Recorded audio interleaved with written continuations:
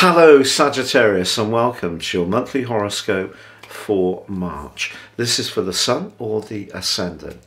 Now, as ever, I'm going to give you a broad overview of the key strands to look out for, but then please stay with me. I will dive deep to give you in forensic detail the key influences and timings that affect your particular zodiac sign. So in that context, we have to look at the role of Jupiter. And Jupiter is going to be impacting on both the new moon of the 2nd and also the full moon of the 18th this month. Jupiter is the planet of hope. It's the planet of expansion, of adventurism in your sign. And it's very much in the sign of Pisces, where it's currently located, to do with the more spiritual dimension. And because it is so close to the Sun, through that first phase of the month, encapsulating the new moon of the 2nd, some good news is very possible around a family matter. Could be an addition to the clan. Maybe it's to do with moving home or some kind of good fortune that's going to give you a lot of emotional uplift. Now also the full moon, which occurs on the 18th, that's also in an opposition to Jupiter. Now that's asking you to think more about your worldly interaction, but there could be some encouragement or support coming from someone that you're very closely aligned to that can help you to reach towards your goals.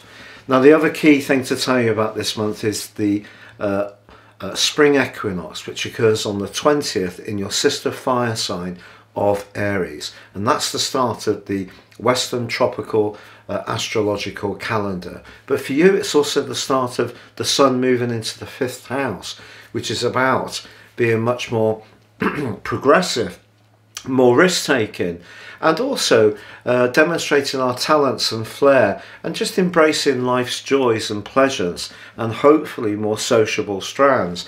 And that's augmented by Mercury's move into the sign of Aries on the 27th too. So those are the key details. If you are new to my channel, I'd be honoured if you would subscribe. Please click or tap on the bell notification symbol. Also, if you'd like to get your free written daily horoscope fired to your device each morning, I've written these for 25 years, and you can subscribe by clicking the link beneath this video. It would be lovely to have you with me. Finally, if you'd like to learn more about your personal astrology and ascend above this horoscope broadcast, you can buy your 12-month forecast and your character analysis in my special package and get 30% off and get searing insights that will take you into the start of 2023. No two reports are the same, and this will help you to understand how the planets in the sky now are interacting with the influences that you were given at the moment of your birth. Hello Sagittarius, and welcome to your March forecast. So that link between your ruler Jupiter and the Sun through the first 9 days is gorgeous. But the 4th house where they occur could see you thinking about a bigger abode, or it may be that you want to change it in some way to make it more spacious. Freedom is a very important part of your nature, and Jupiter, your ruler, informs that you need to be able to move around. So maybe you're going to be moving around some of your relatives, especially if COVID restrictions has made it difficult to get together with people over the last couple of years. So the new moon on the 2nd is generally a very, very good portent for what's going to follow this month when it comes to anything to do with home, family, emotions and security. Now, as I mentioned before, there could even be a wonderful breakthrough around an addition to the family, which you may be celebrating too. But Mercury, the planet of communication, is in a very quick moving part of your scope at the start of this month, but it is allied to Saturn for the first 3 days.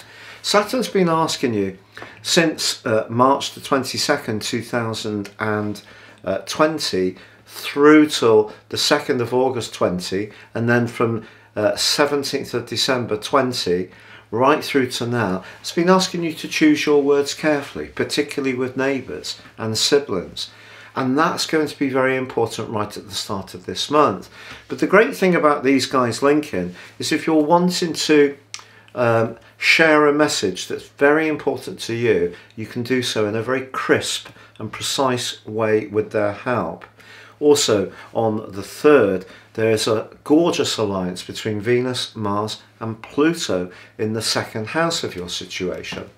If you've been working hard at trying to improve your financial prospects, I think you can get some idea of where you are in the process, and this can provide a lot of encouragement.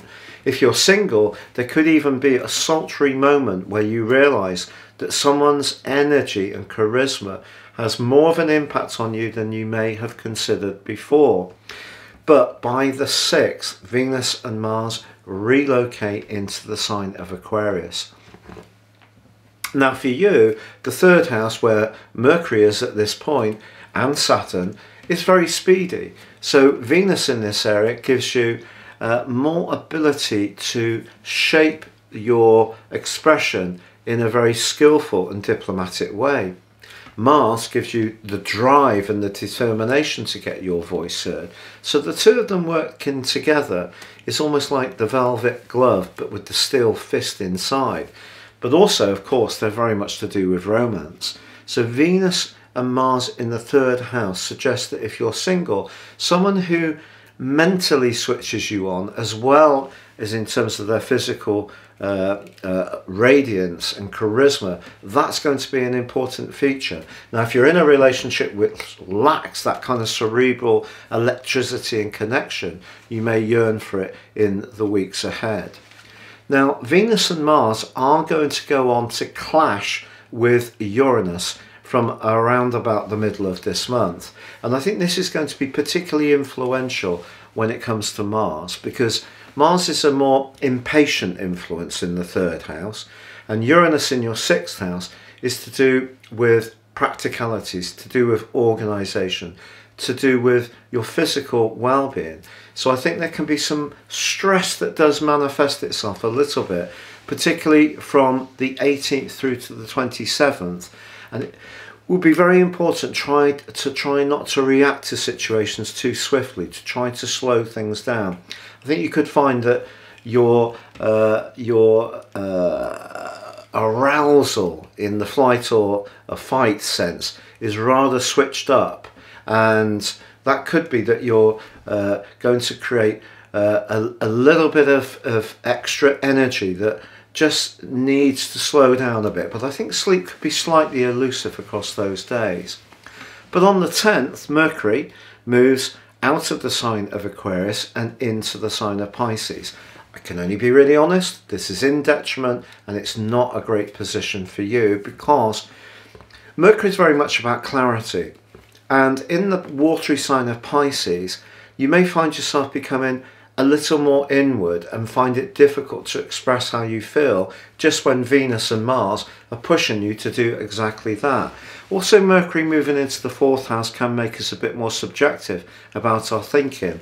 I'm not saying that's going to be the case in your situation, just be conscious that it could be the case. So if you're trying to communicate with a family member, every time you express something very clearly as far as you're concerned, the way the message is received may go through some kind of process that distorts it and is very different from how you mean. So just be aware that's possible. But from the 16th to the 20th, the Sun does forge in Pisces a brilliant link with Pluto. And if you are trying to change something around a property situation or looking to work from home, that can be a productive time. But that brings us to that full moon on the 18th. The moon's going to be very high in the sky, and it will be more difficult for you to disguise how you feel. Not to say that you would normally do that, because you're one of the most outgoing and upbeat of the zodiac signs. But in the second half of this month, if your work-life balance is a little bit out of kilter, you're really being asked to try to look at that. But Jupiter is there supportive, and generally speaking, your enthusiasm is going to be so important this month, because I feel that people are going to be really captivated by that. The 20th sees the Sun return to the sister fire sign of Aries. We have the first day of the Western tropical zodiac, and of course it's the vernal equinox. So this is a very good point for you for this month. I feel it sees you coming out of the more sensitive phase of the 4th house and wanting to be more outgoing and more ebullient. When it's joined by Mercury on the 27th, I think that's going to give you even more impetus. The creative side of your nature is often strong, but also the sociable side of your nature. And if it has been difficult to get together with people, if you can do that towards the end of this month, that part of you which is hale and hearty will certainly come to the fore. But Jupiter and Neptune stay in your 4th house all this month, even if the Sun moves on. So that's kind of saying to you that staying in touch with and learning more and more about your emotional needs is going to be very important. Emotion is something that Sagittarius people can at times be a little dismissive about. Not because you don't have emotions, but when difficult things happen, your innate determination to overcome negativity by moving on to the next exciting and enthusiasm building events or situation means that sometimes you can build up a series of slightly unresolved emotional situations. And I think basically Jupiter's saying the more open you can be to the emotional side of life, that's going to help you to thrive in terms of your physical energy and all the things that you enjoy, and all the passions you have in life will work that much better if you're feeling more settled within yourself. So it's a process, and it's a process that would be good to continue to be worked upon. It's been a real pleasure being with you. Thank you so much for joining me. Good luck and goodbye for now.